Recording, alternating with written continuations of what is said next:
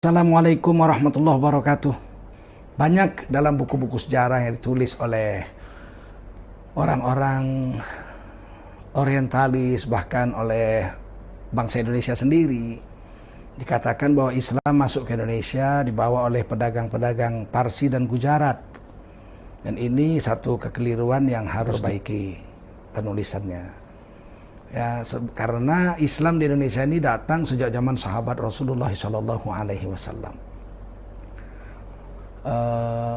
Di Barus ditemukan banyak kuburan-kuburan kuno, dan diantaranya ada yang berbatu nisan, 5 berbatu nisan dari ratusan, mungkin sekitar 500 kuburan-kuburan kuno di Barus yang jelas kuburan-kuburan Islam. Nah, di situ ada 5 yang bertulisan, dan 1 sangat mengejutkan karena di situ ditulis namanya Syekh Rukunuddin, tiang agama yang sebenarnya nama beliau adalah Sayyidina Zubair radhiyallahu anhu, seorang sahabat Nabi, wafat pada tahun 48 Hijriah, berusia 102 tahun 2 bulan 20 hari.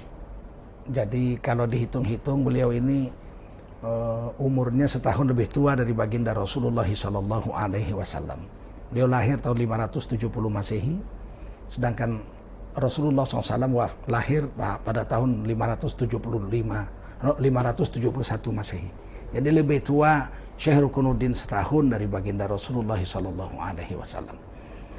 Dan di atas sebuah bukit 2000 meter, kurang lebih di atas permukaan laut, ada satu kuburan kuno juga namanya Syekh Mahmud radhiyallahu anhu.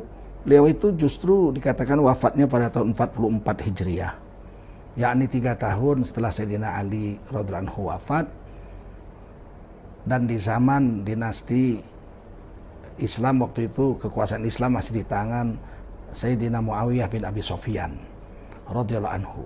Artinya kuburan beliau itu ada ketika zaman sahabat, dan ini sangat mengejutkan karena membantah tulisan-tulisan yang telah beredar selama ini bahwa Islam masuk ke Indonesia itu di zaman perdagangan Islam dibawa oleh orang-orang Parsi dan Gujarat abad ke-13. Ini sangat disayangkan.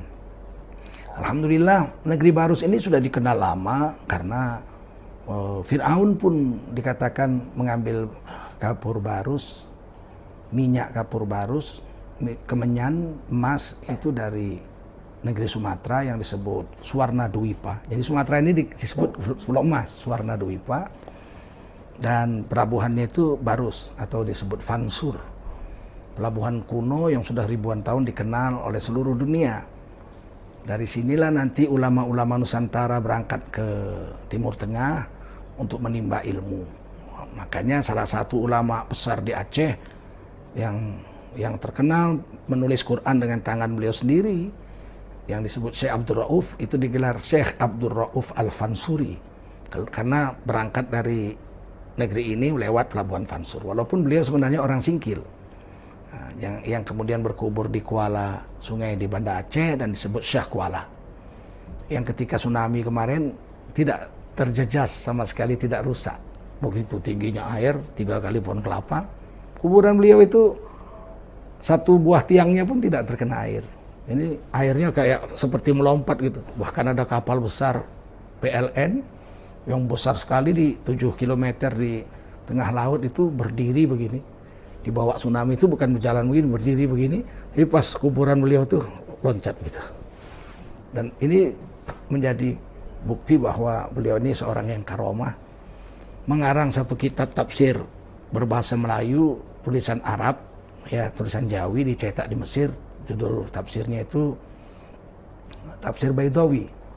Jadi tafsir Baidawi Melayu besar, saya punya, udah sekitar 450 tahun usia tafsir ini, dan sampai sekarang masih relevan dengan keilmuan yang ada di dalam negeri kita dibahas. Di dalam tafsir itu juga dibahas tentang qiraat-qiraat, cara membaca.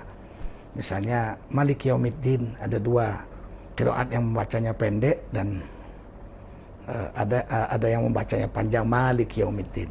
Nah, ini ditulis oleh beliau dalam tafsir beliau sekitar 400 tahun lebih yang lalu.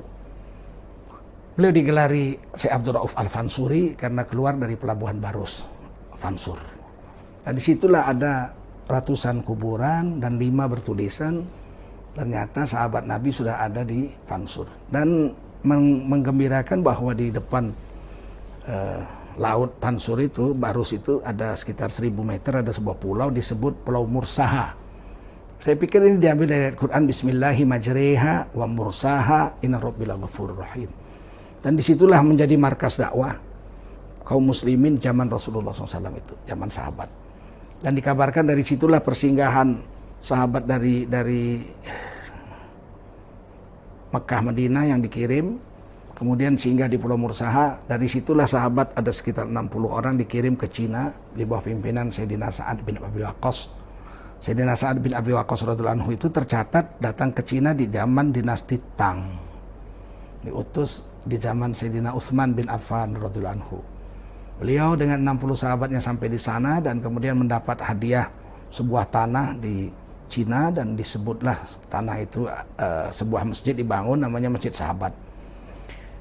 Kuburan sahabat yang ada di Guangzhou, di belakang sebuah masjid Guangzhou itu ada 5 sahabat. Satu saya pikir bukan sahabat tapi tabi'in yang di batu nisan disebut Ibnu Abi Waqqas.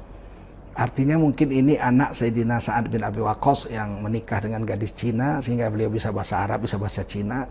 Ibnu Abi Waqqas radhiyallahu anhu.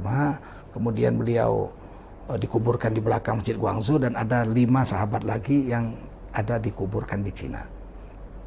Jadi tidak mungkin ke Cina kalau nggak singgah ke Indonesia, kalau lewat jalan laut, jalur sutra. Oleh karena itulah di negeri ini, di Pulau Mursaha itu dikabarkan sahabat-sahabat itu dikirim ke Cina dari singgahan di Pulau Mursaha itu. Beliau sempat singgah di Nias, ya, para sahabat Nabi ini, mereka panggil orang-orang Nias itu ayuhan nas, qulu la ilaha illallah tuflihun. Ayuhan nas, wahai orang-orang sekalian ini, Anas, kemudian orang tempatan situ menyebutnya Nias. Dan ketika saya dakwah ke sana masih muda sekali dengan anak-anak USU dan anak-anak Universitas Islam Sumatera Utara. Kami 40 hari berkeliling Nias itu, ternyata di pinggir-pinggir laut itu nama desanya itu nama-nama surga.